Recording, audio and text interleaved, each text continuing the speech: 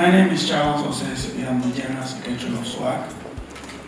I am particularly happy because exactly 3 years ago, 3 years and 1 month, we came here to inaugurate the Volta regional branch of the Sports Writers Association of Ghana. And later when the president comes up here, there's a statement he often makes anywhere we go. Though you are few in numbers, the president, in his opinion, thinks that the Volta and Uti branch is the strongest of all the branches.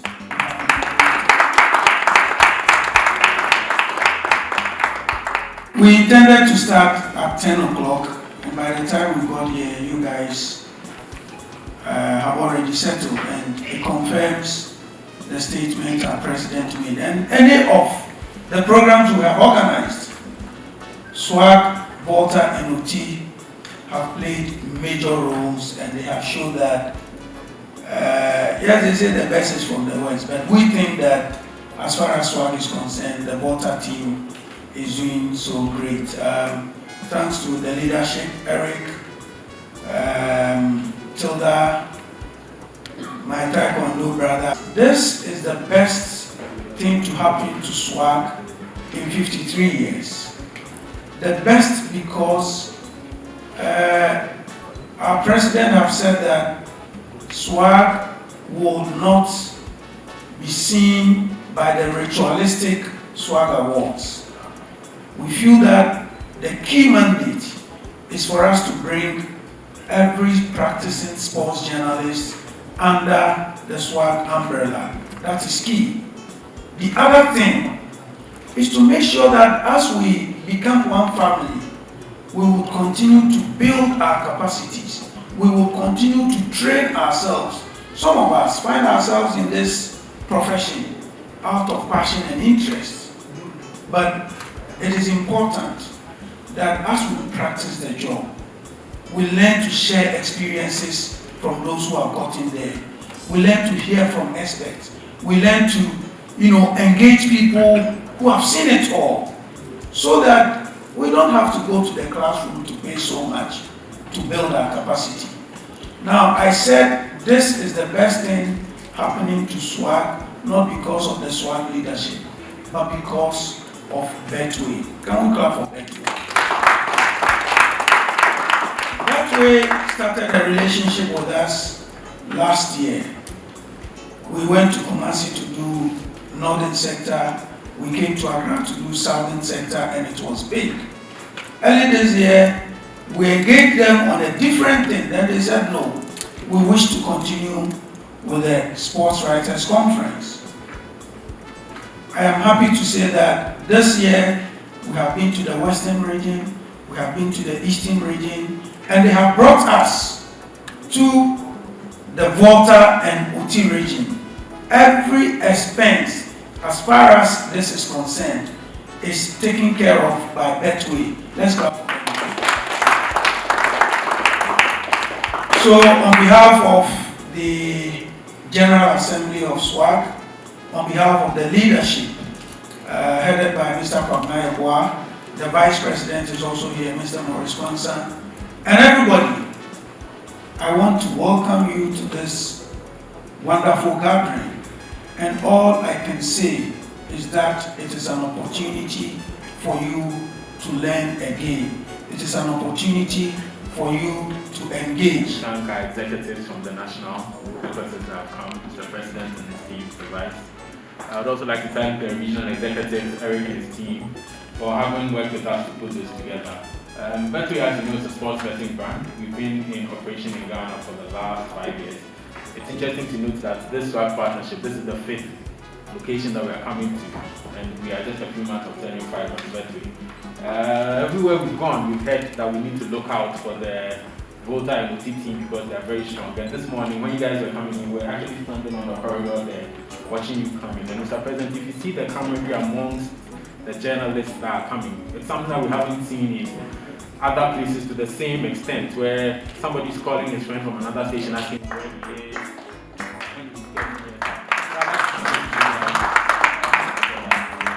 For us at Betway, we believe that partnering with SWAG is very critical because for us, our main CSR is sports development. That is how we give back to the community we engage in. And in sports development, we agreed last year that one of the key pillars are the journalists who write and build the narrative around our sports. That is what will bring in the investments, the sponsorships, etc. The shaping of this narrative is very critical to the development of sports in Ghana. So we decided that if we are going to support sports development, we would, as you know, support some clubs. We do sponsorship of 3 Ghana Premier League clubs as we speak. We also have a program called Betway App that looks at supporting community football clubs with equipment, skill sets, knowledge to help them upskill themselves and develop the talent there. But it is also important that for the people that are the critical drivers of our sports conversation, we partner with you to see how best we can develop and share knowledge amongst each other to be able to package this sports sector to where it should be. And we are glad that you made time here today. I met Senior Neil Armstrong on the elevator, and I know that there are a lot of interesting things that we'll be having today and a lot of discussions. We'll also be taking notes to learn and see how we can collaborate further moving forward. So thank you. Serene was, how do you call it, celebrating his 20th anniversary. We went there and met this very, very old man in his club, attending that. And then when he saw me, he was so excited. And I was like, oh, I'm so glad to see you. My mother was your mate. And the man is like 67 years. I'm always excited coming here. I'm truly excited. And we say this not to flatter you. We do not intend to resort to cajolery and wheedling. We intend to be as honest as possible. I've put it on your platform before that this branch is just extraordinary. In terms of just not the numbers, but in terms of the seriousness, in terms of the quality, and in terms of the professionalism, I'm very, very excited. So when we're told that we're coming here, I was so glad, and I'm happy. You can see from the set that indeed this is my darling region.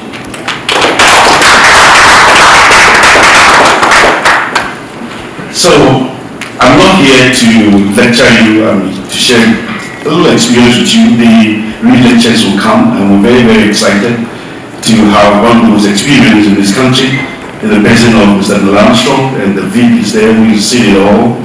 Let me start by thanking Betway for the collaboration with SWAG. As the General Secretary indicated, I have said time and again that, over the years, SWAG has always been defined by the end of the year award ceremony for distinguished sportsmen and women. We inherited it from our forebears, and there's absolutely nothing wrong with that, because season after season, these distinguished sportsmen and women look up to the ceremony. It's been said again. It's a cliche that a nation that has not under its heroes is not well done for. So we are very, very proud honoring our distinguished sportsmen and women. And over the years, you know as much as I do, the likes of the Professor Azuma Nelson, Aikote, Nanaya Kunaju, the likes of Abedipen, Tony Kwa, have all benefited from our ceremonies, and is the longest running award ceremony in Ghana, unbroken for 46 years, and we're very, very proud of that. But I've made the point that beyond that, I believe that as sports journalists we need to build our capacity, and there's a reason when we took over, we've tried to build the capacity, and we'll be going around. This is only the beginning. We intend to intensify it, because in journalism, it's about education, education, education. It's that indeed there's a big difference. Okay? There's nothing wrong learning on the job. You can learn on the job. And I remember when we started the School of Journalism, the entire school were only 72. Now I think we're running to some 6,000. And I remember some of my mates, some of you may know Yuko Kusijani, Fangasante, and others. So from sports and lotto, which I was the editor, I branched into setting up my own paper, the Sports Guide, which has metamorphosed, some of you will be surprised, has metamorphosed into the daily guide you see now in the market. A number of lectures were sent to Africa, and I think the first one I was conducted in Senegal, I missed it. The second one was in Marseille, in France. And then the last leg was in Paris. And it's the first time we had very, very formal training in commentary. Now, before that, we always thought we were doing the right thing. And I remember the first time I had access to the microphone was 1982 in Togo. It was a Santiago against Semasi. And Eric Beckman was then the commentator. So during our time, I had access, 2 minutes access to the microphone. It was not easy having access to the microphone because you were monitored strictly and there was no room for mediocrity. So the first time we had that formal education was in Paris. And as I indicated, when we were running commentary in Ghana, we were doing a lot of wrong things, but we didn't know because we hadn't had that formal education. So formally in 1984, when I had access to the microphone to run commentary in Ghana and Cote d'Ivoire, that was in Abidjan, it was television commentary. And I felt so proud. I was running it as though I was running radio commentary. And I was so proud of myself. You know, it's ignorance is bliss. I was so proud. I thought I was doing the right thing. But you see, why Seblata decided to bring lectures across Africa to train them is that at the world level, there's absolutely no room for mediocrity. And you know that. The commentary that you're running commentary for Africa is global. And the level is that high. It was only then that we realized that we had been doing the wrong thing. So I thought education is so key and it's important to impart this. We have not reached this level by luck. It's by grace, by hard work. There will be hiccups along the line, but you need to persevere. You need to know your goal and understand that you are so focused and intense on the goal that nothing is going to distract you. There were times, and some of my colleagues really were very distracted, but I kept my focus. Again, it's important you understand that you are not yet the finished product. You cannot access the microphone. You see, once you're radio, you always have people, lobbying you and people just praising you all over the place once you're radio, or once you write, but don't fall for that hype. So humility is so key, and that desire, that passion to want to be the best. Because you cannot just be one of the many journalists in this country. You must learn. And growing up, I decided once I opted for journalism, I wanted to be one of the best. So I spent enormous time reading on your own, have to read on your own, listen to the right people, and as I said, education. Even if you don't have money on your own to improve yourself, because of where we find ourselves, we can build contacts and synergies and exploit those contacts and upgrade themselves. Because nobody's going to do it for you. So that when you speak from a position of authority. As soon as a journalist you lose that sense of integrity, you are finished. So we stood firm. And my reward was that I was arrested and detained at the BNI. Thank you. And several false charges were drummed up, but I was unafraid. I persisted. Before we even went to working, I had written a number of times about the ill conditions in camp. Again, I had been taken to the Gunda barracks. And I remember very well, before the team left Accra, because they happened to be there, and all the boys were warned not to have anything to do with me. What they didn't know was that the boys were solid behind me. So they left me. I went to Bucket on my own. I got to the team's camp, and the instruction was that they should get me out of the camp. At the point, the boys decided if they took me out, they were not going to play. That's all. So you have to persevere. It doesn't come easy, but if you know you're on the right track and you are determined to do the right thing, no journalist in the world who wants to do the right thing gets it easy. You have your big man sitting there, you're a bit jittery, like some of the Supreme Court people in Chachikata, but I want to. I want to see how best I can impact some of the things I've learned from him and other great people I've managed to work with and study. I like this part of what we're doing because if he had not imparted to me, I wouldn't be here. And I'll always say that I've been very fortunate. Some of the names he mentioned, by God's grace, I managed to work with them, learn from them, the Emmanuel Mwakus, the Joa Grace, or Heniber Charles at various stages. But it also had to do with my attitude because I was ready to learn.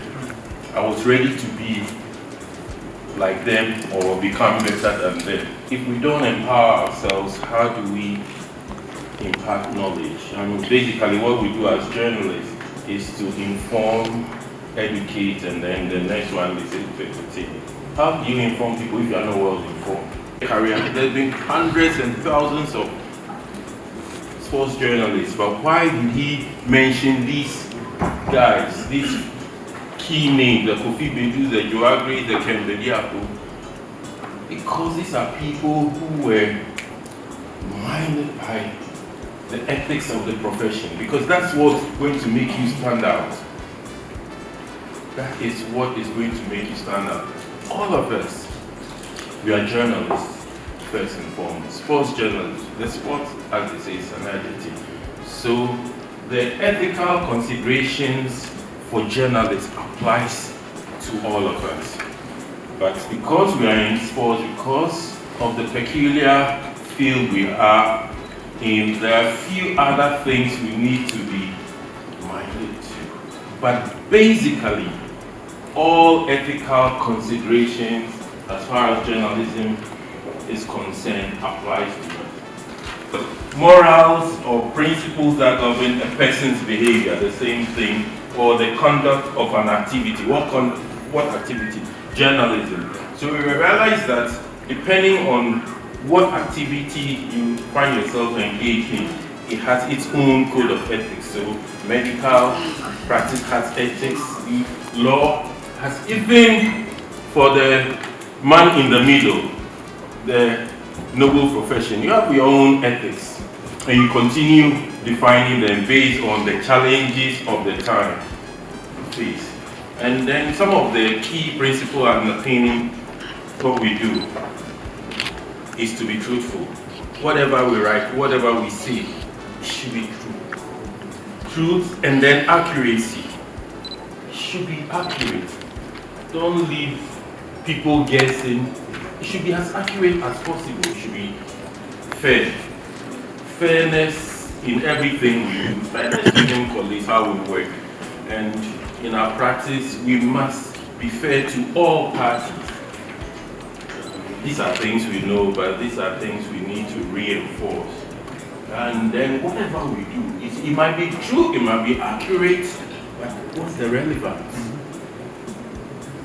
What is the relevance? These days, when we are doing, we need to also have some empathy. Because sometimes I see, I read, I hear colleagues, sometimes arrogance. You know, when we have the mic, and we are behind the console, or we writing with, yes, we have power. And some things you can say and then get fired or get suspended, get sanctioned. Yeah.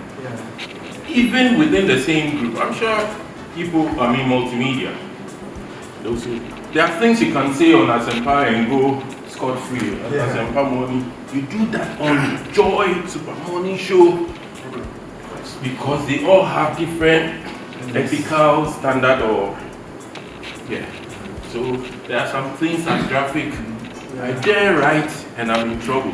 We are in it unless some people move in by accident, but many of us love what we do. You can't be a very good and successful sports journalist if you don't have passion for the sport. So we are fans, whether it's football. It's very early in my career. Somewhere around 98, I I wrote to, because I realized there were some gaps in reporting here, so I wrote to writers that I wanted to stream for them. They didn't mind me.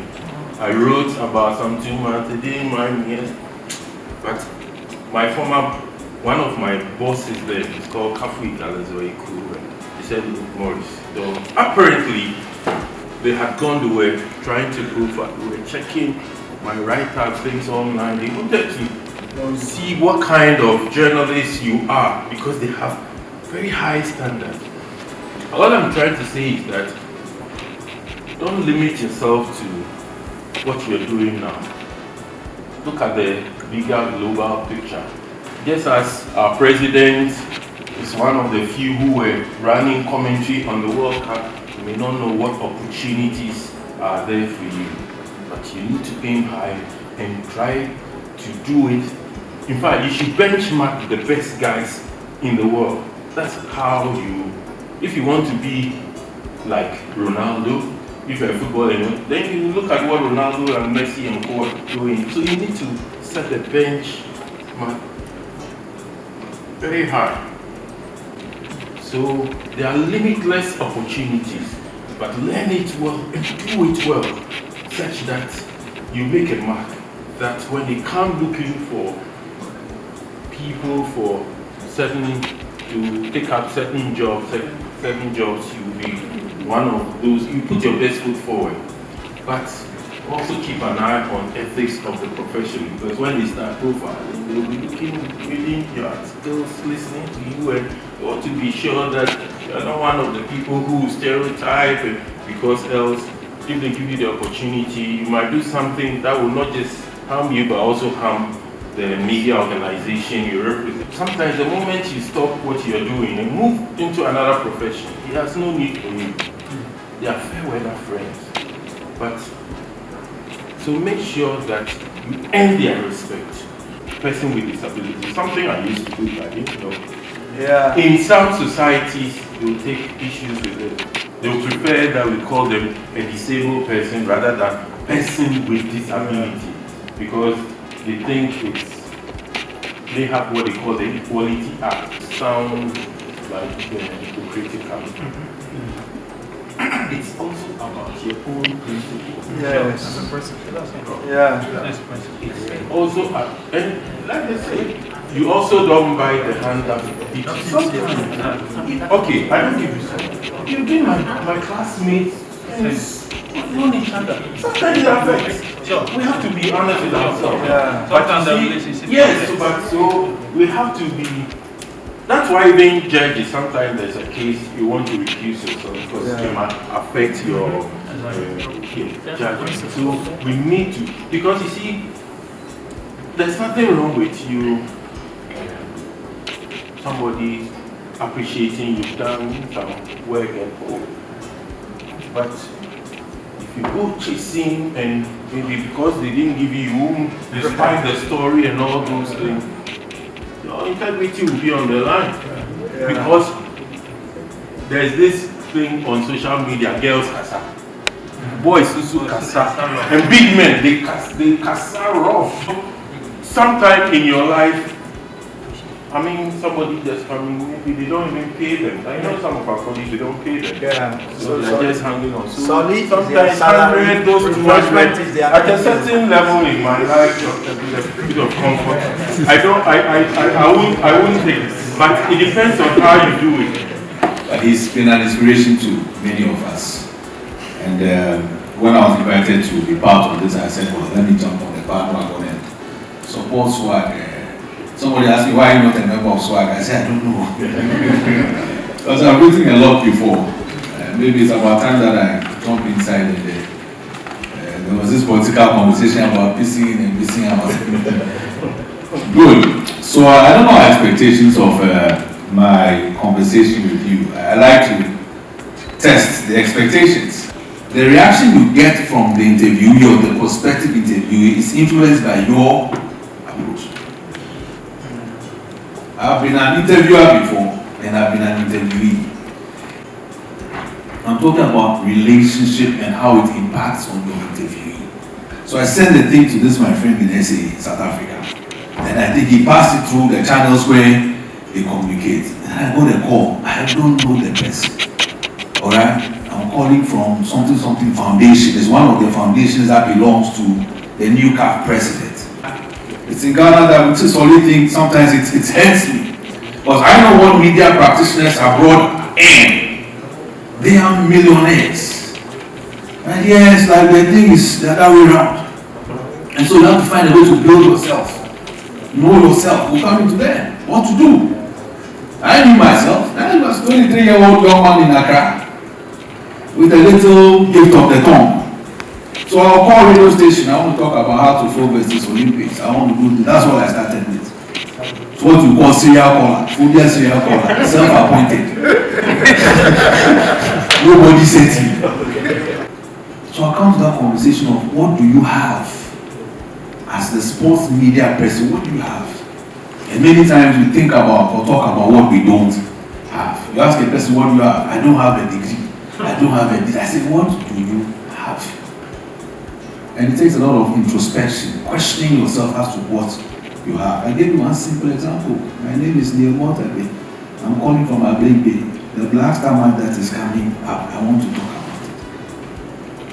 A couple of years after, then Choice FM will come to studio, come and talk. The way you call, we like, so can come to the studio.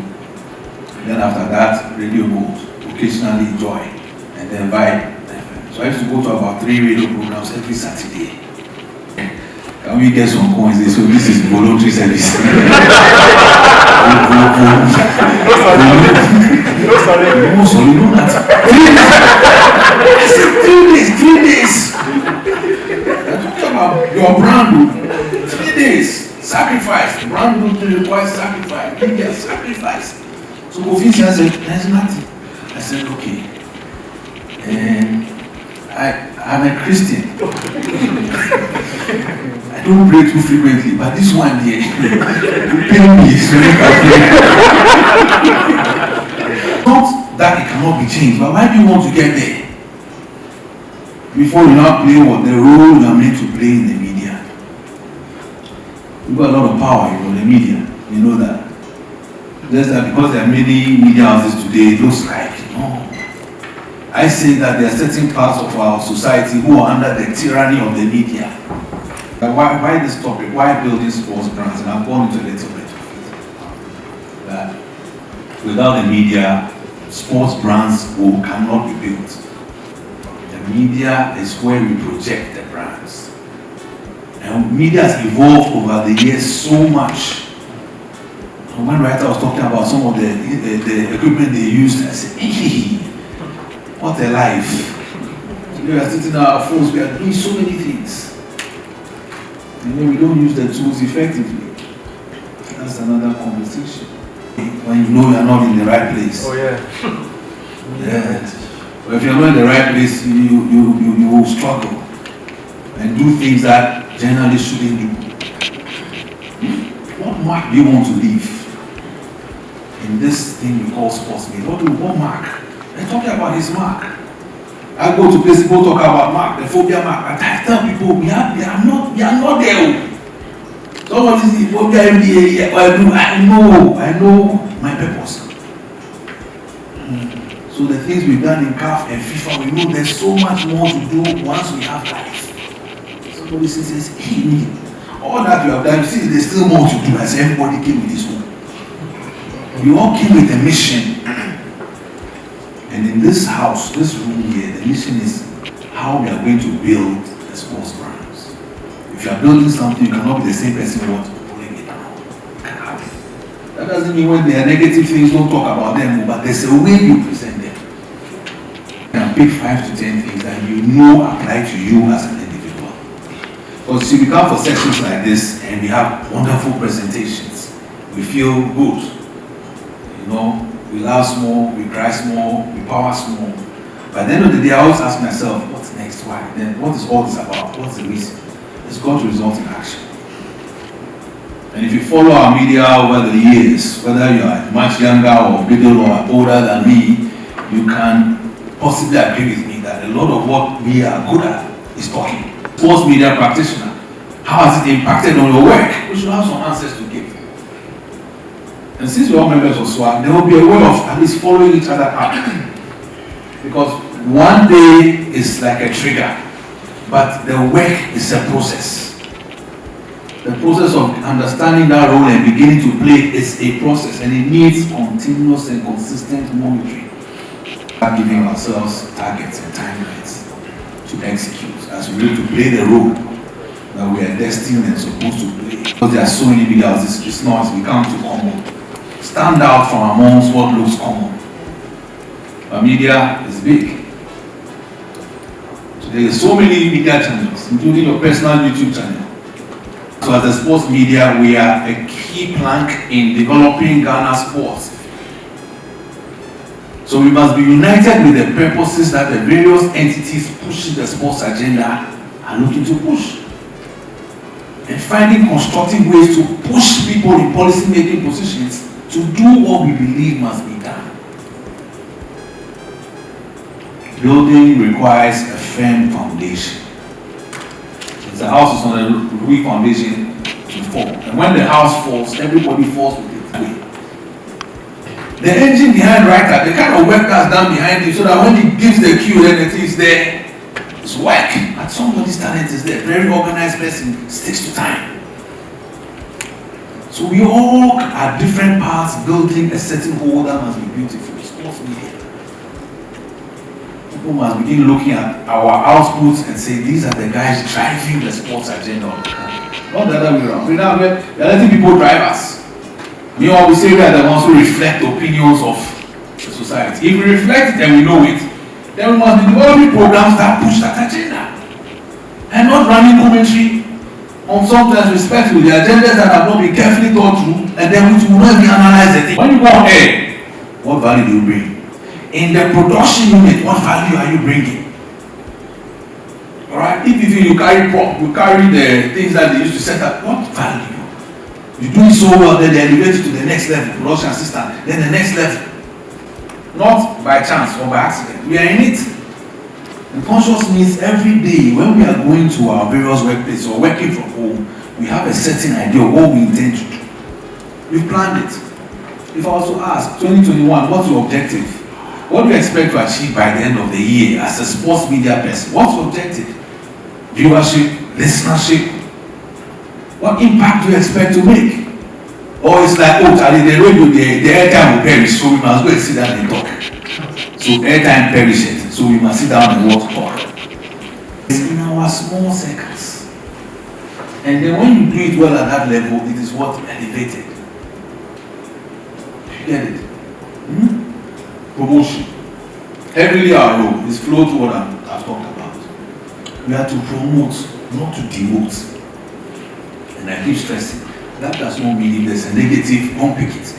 But the way you present it will mark you from the others. Who for them there's a cacophony of negative, they don't know anything. It's like nothing good can come out of where they are. That doesn't build. It destroys. And there's an economy that we, the sports media, are part of. We can't destroy the economy and expect to benefit from it. You can't. It doesn't work. You are breaking the thing down and yet you want to benefit from it. How does that work? So let's be promoters. Even in reporting negatives, we find a way. Always go for what you have first. And you'll be amazed at what you have. And I give you my small example of the phone call where it took me to.